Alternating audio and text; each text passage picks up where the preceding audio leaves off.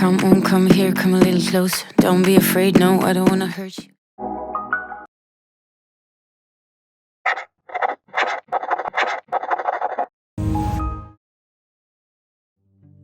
こんにちは。ドミオアカデミア77です。はじめに、この動画、英語音声で聞くことができます。字幕での対応は、フランス語、韓国語、タイ語、スペイン語、イタリア語に対応しています。ぜひ、英語音声で聞いてみてください。海外のご友人にもご紹介ください。信号を渡って、僕の好きなディーゼルを見てみましょう。このディーゼルは、現在はクリエイティブディレクターグレン・マーティンスによる新生ディーゼルを象徴する赤と白のロゴが目立ちます。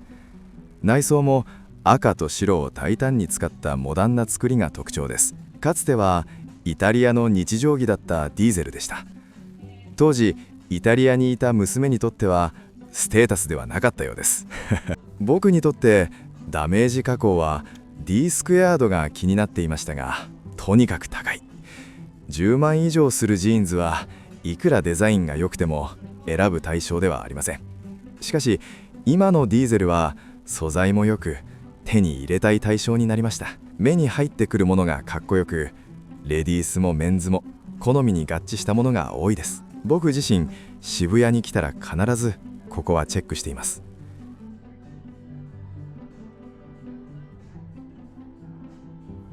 シューズも今のファッションに合わせやすいものが揃っていますし、このバッグもおしゃれです。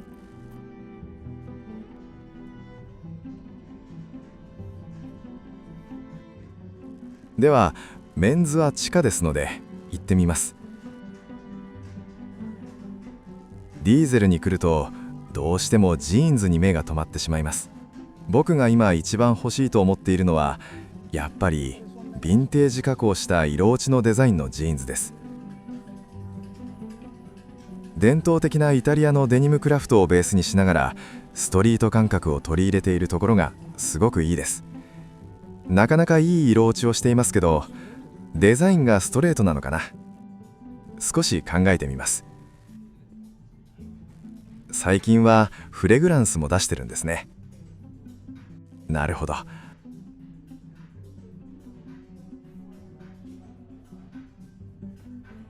ここはメンズのシューズ系ですね。やっぱり今はバギーパンツとかが多くなっているので、割と靴にボリュームがあるものが合わせやすいです。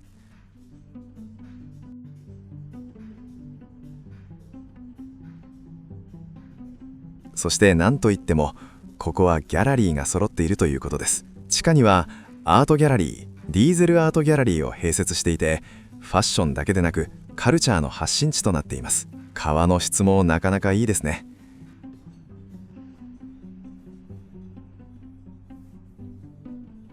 1階にはリモアみたいな旅行バッグが置いてあります。リモアのバッグはなんだかんだ言ってもやっぱり人気があるんですね。次は以前から気になっていたザ・レギアン東京へ行ってみましょう。まだ一度も行ってないんですけど、前から気になっていたこの上のレギアン東京です。このウォーターカーテンが有名です。なんか雰囲気ありますよね。東京の街が一望できたり、プールがあったりして雰囲気のあるレストランです。今日は予約がないので食べられないということですので、中をちょっと見させていただきます。ランチはアフタヌーンティーが予約で食べられるそうです。ここでゆっくり友達とお話をしたりするのにはいいですよね。アフタヌーンティーといえば、ロンドンに住んでいる頃に結構いろんなホテルのアフタヌーンティーに行きました。ハイドパークコーナー駅に近いホテルで印象に残っているのはザ・レインズボロー。リージェンシー様式の華麗な内装と現代的な快適さを兼ね備えていて、特にブリジャトンアフタヌーンティーは人気で優雅で素晴らしかったです。観光客としてはハロッズのアフタヌーンティーも行きやすくて利用しやすいです。おすすめです。では隣のトゥモローランド渋谷本店に入ってみましょう。世界中から厳選されたセレクトアイテムと上質な自社ブランドの両方が揃う感度の高いショップとして人気が高いです。目に入るのはスウェーデン・ストックホルム発のラグジュアリーフレグランスブランドバイレードです。一番人気のブランシュは白をイメージした清潔感あふれる香りです。このような瓶を見ているだけで夢が膨らみます。自分の好きな香りと出会うのは大変です。昔空港の免税ショップでいろいろな香りを嗅いでいるうちに訳がわからなくなった記憶があります。海外の人と日本人では体臭が違います。食べ物のせいかな。日本人は体臭が少ないと言われています。つけてしばらくしないと自分に合っているかわかりません。嗅いでみてもなかなか難しいと感じます。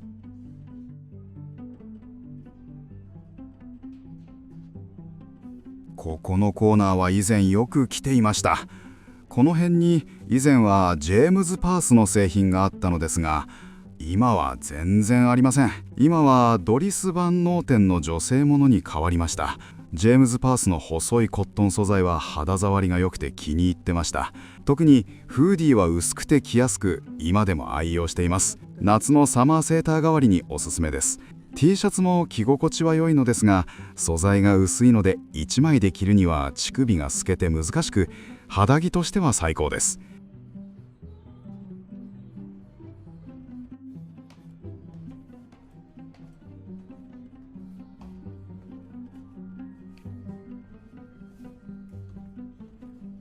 地下がメンズだそうなので行ってみましょう。以前ドリス・バンノーテンはシンプルなデザインで自分には合ってないなと思っていましたが、今この年齢になると長く着られて品の良さとおしゃれ感が出て好きになってきました。彼のシンプルなデザインは僕が着るとあまりにも普通になり避けてきたブランドです。今はこのブランド着ても品が良く、どこか違いが出せた気がします。似合うような年齢になったのでしょう。やはり素材選びと色選び、柄の取り入れ方などセンスが良いと感じています。このフロアに来ると上質なファッションを感じますね。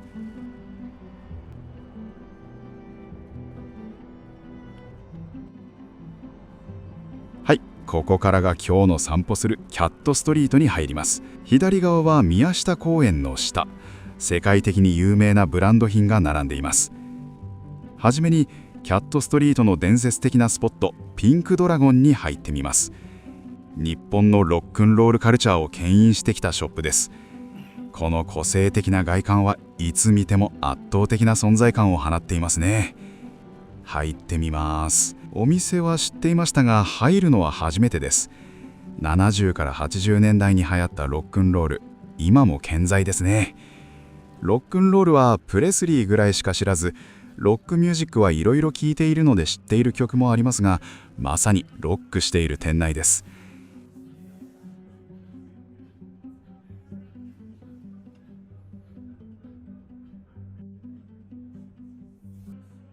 T シャツやトレーナー、アロハ、僕でも着られるようなものがありそうです。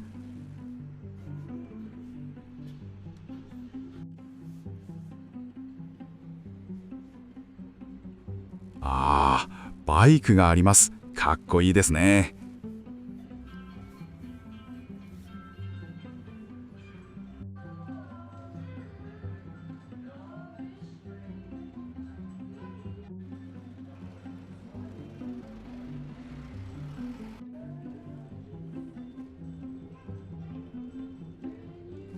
おー、これは何ですか？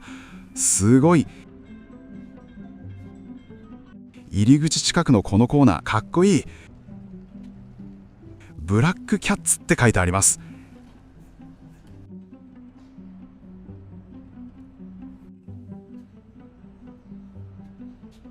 ここの屋台おいしそうです。並んでいますね。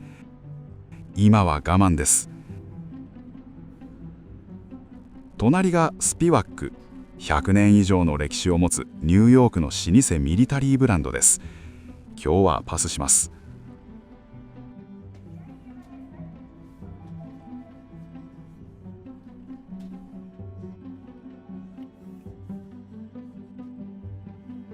フェールラーベンのお店です。バックパックとしてスウェーデンの子どもたちの背中を痛めないための通学カバンとして誕生しました。特に四角いフォルムの缶剣、非常に丈夫で防風防水性に優れています。80歳超えの知り合いに個性があってよく入るバッグを教えてと言われたので、迷わずこのショップに連れてきました。僕のおすすめは肩の帯の柄が横縞の帯留めのような柄をおすすめしました。肩の帯の柄次第で雰囲気がガラリと変わります。80歳以降の女性が持つととてもおしゃれで、今でも気に入っている様子で使用しています。向かい側がアンディフィーテッド、 LA 発のスニーカーショップで、このスニーカーの品揃え、どれを選べばよいか迷います。特にナイキなどとの限定コラボスニーカーは常に争奪戦になるほどの人気。スウェットやパーカーも即完売するほどの人気ショップ。ストリートシーンの重鎮アンディフィーテッド、どんな困難にも屈しないというその名の通り、力強いデザインが特徴です。ミリタリーの武骨さとスポーツが見事に融合していますね。2階はスウェットやパーカーが並んでいます。やはりしっかりした素材を使っています。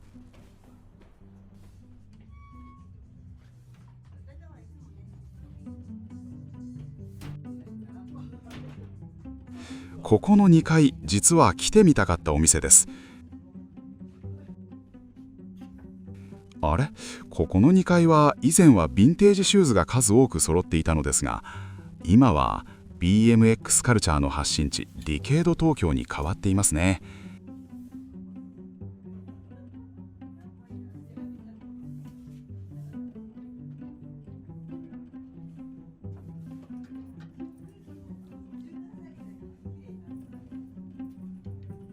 現在は日本を代表する BMX チーム430の機能美あふれるウェアが並び、より純度の高いストリートショップに変わっています。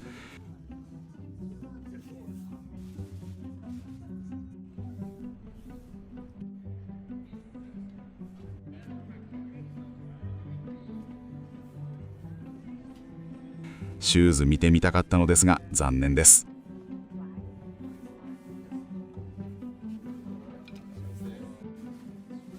ジーンズ好きならこのお店は要チェックです。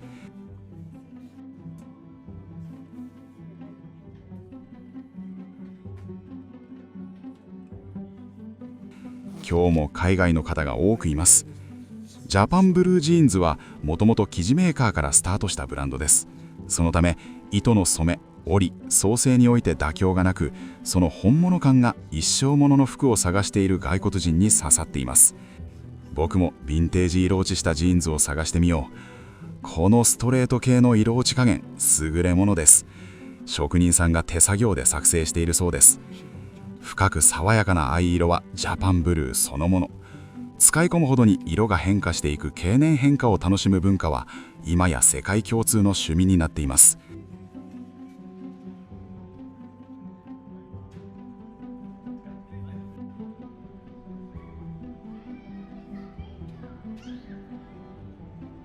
このユニオンスペシャルのミシンでその場で裾上げをしてくれるのもありがたいです。コテメール、キャットストリート発のブランドです。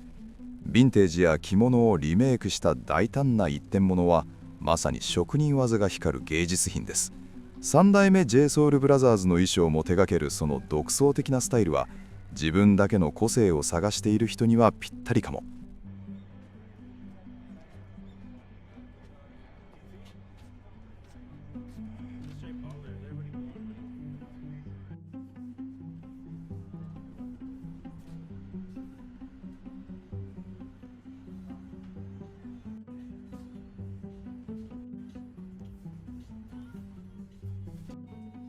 ここがリーバイス原宿フラッグシップストアです。アジア最大級の旗艦店で、自分だけのジーンズが作れるカスタムサービスが目玉です。2019年オープン、限定の日本語表記の501など、ここでしか出会えないレアモデルも話題になりました。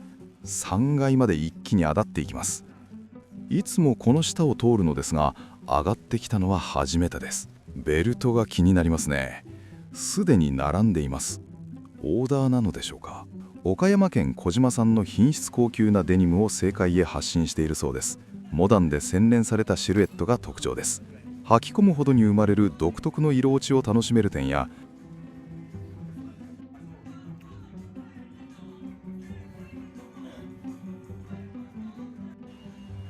ユニオンスペシャルのミシンによる本格的な裾上げがファンに喜ばれています。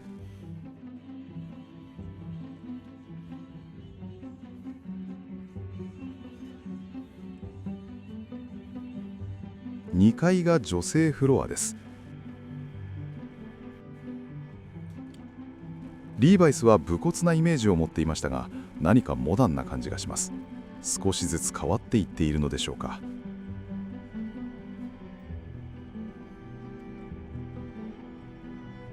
隣がババアのお店です。以前は明治通り沿いにあったはずですが、ここへ移動ですかね。僕自身ババアは大好きなブランドです。すでに2枚持っていますが、ロングコートタイプが欲しいと思っています。今日はパスします。その隣がパタゴニアのショップです。利益よりも環境保護を優先する姿勢や、自然を愛するアルピニストから絶大な支持を得ているということで、僕も注目していました。パタゴニアのロゴが気になり、以前調べてみました。ロゴのモデル、実はチリとアルゼンチンの国境にそびえるフィッツロイという山なんです。世界中のクライマーが憧れ恐れるその険しい姿は、まさにパタゴニアの妥協のないものづくりの象徴です。今やタウンユースにも丈夫で発汗性があり、汗をかいても冷えない、すぐ乾くなど実用的に優れています。僕もジーンズ以外の着るものはこれらの登山ウェアが主になりつつあります。冬は特に暖かく軽くて重宝しています。最近うちの奥さんが友達からいただいた商品が軽くてすごいので、僕も欲しいと思って見てみたいと思います。このフーディニージャケット、カラーが豊富です。急な雨や風にも対応でき、室内に入ったら小さく畳めます。バッグにいつも忍ばせておくと非常に便利です。ただ白が欲しいですね。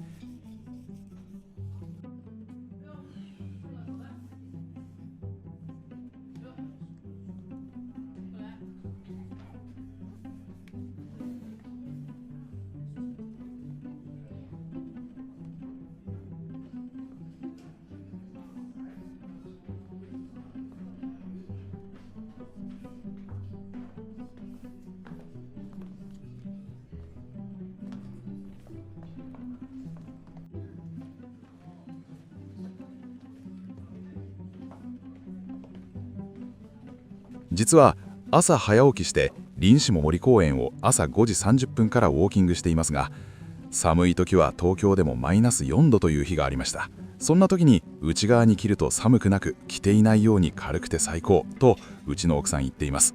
タウンユースでは超薄手のインナータイプのダウンも絶対に持っていたい登山用品です。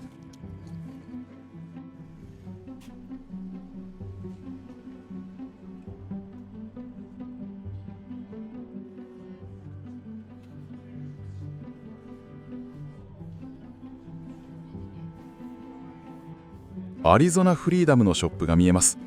ネイティブアメリカンの伝統を感じさせるスピリチュアルで落ち着いたデザインは、大人の男性のファッションを一段引き上げてくれる欲しいアクセサリーの一つです。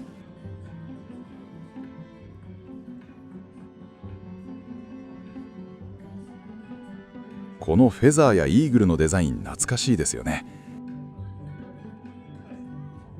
実は僕、最初はここが昔表参道にあったあのゴローズかと思っていました。日本のシルバーアクセサリーを牽引してきた職人の手仕事、すごいです。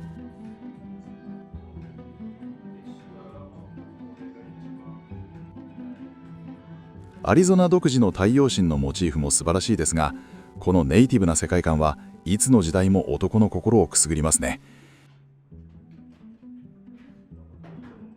このアクセサリーはザ・男って感じですね。ジーンズ好きの男性は必ずと言っていいほどこのアクセサリーをしています。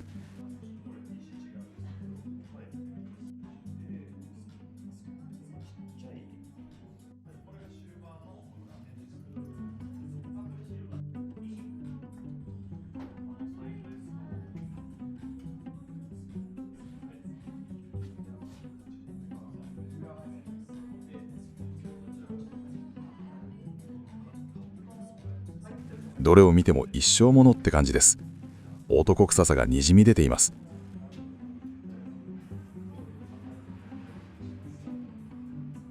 キャットストリートに来たらメンズは必ず見に来るべきです。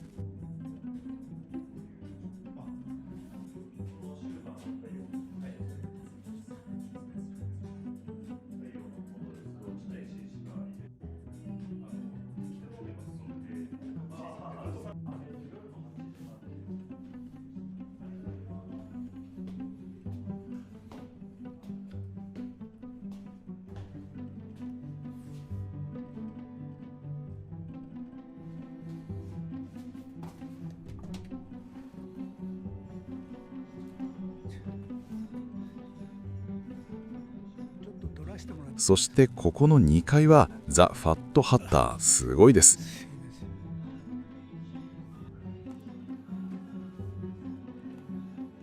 僕はよく帽子をかぶっていますが、興味津々です。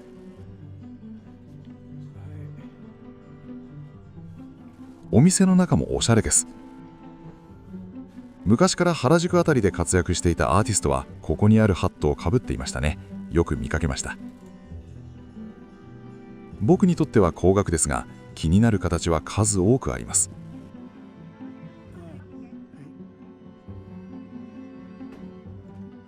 僕の頭は大きい方だと思ったら一番多くあるサイズだとか、勇気をもらいました。奥には制作アトリエが併設されていて、職人がミシンを動かしたりハットを形作ったりしています。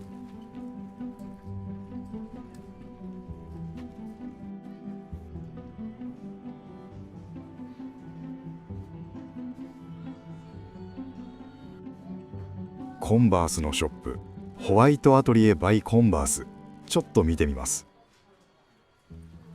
ショップ限定の真っ白なオールスターをベースに好みの文字や柄をプリントしたり、オリジナルのシューレースやアクセサリーパーツ、チャームを取り付けたりできます。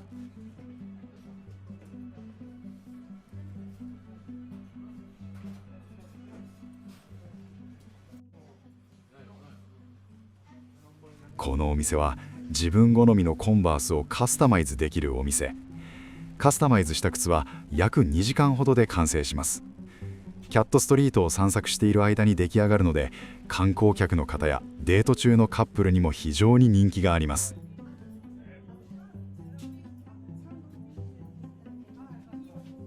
マイステリーランチ東京。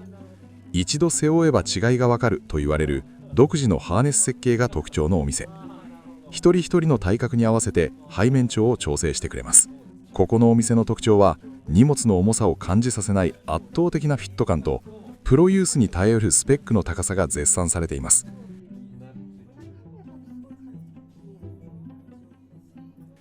小さなお店ですが、使いやすそうなバッグが揃っています。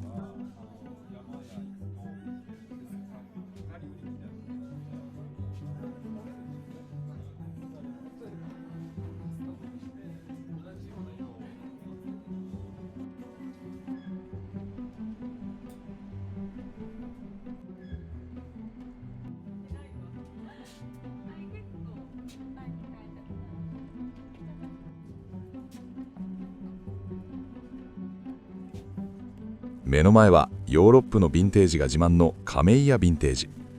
フランスやイギリスなどヨーロッパ各地から集められた洗練されたヴィンテージが自慢のショップです。ピグスティ原宿店、大阪発の有名店です。原宿店もアメリカから直接買い付けたヴィンテージが店内ぎっしりと並んでいます。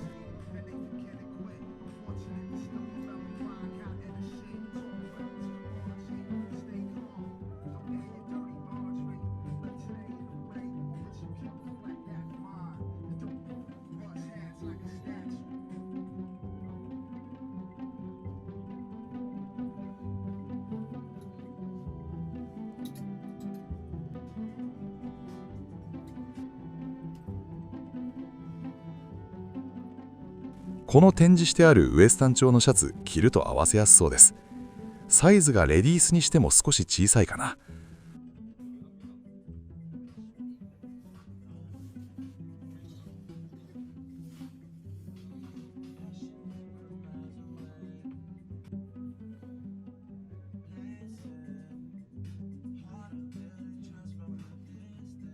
アーミーのヴィンテージもあります。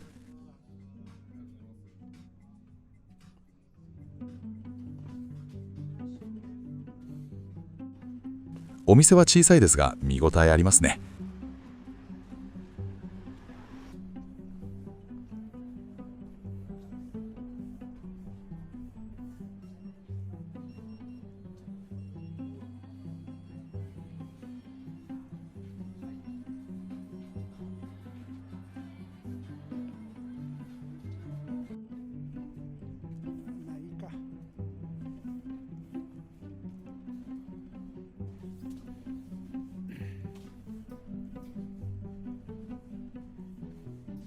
レイバンをパスして。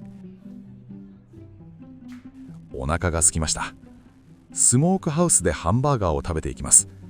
1階はザ・ロースタリー。店内の巨大なロースターで贅沢に焙煎していて、おすすめは NY リング。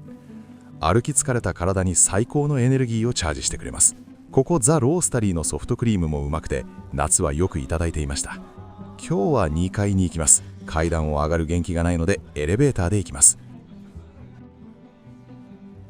久々のスモークハウスです。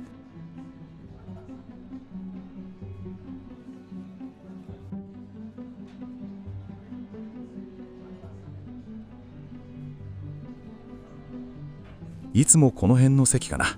ここに来たらいつもハンバーガーランチセットでした。アメリカンな感じでポテトがたっぷりあって、ハーブティーがついておかわり自由です。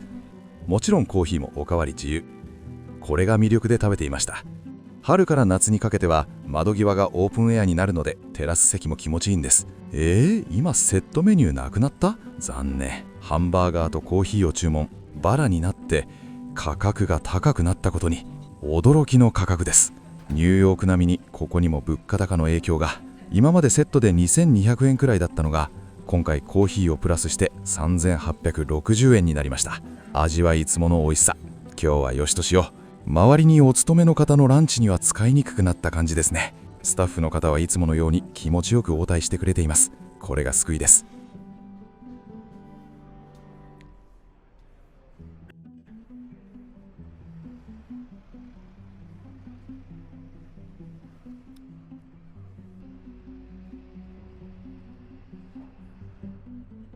季節が良くなるとこの席も人気。通りを眺めてゆっくりランチができました。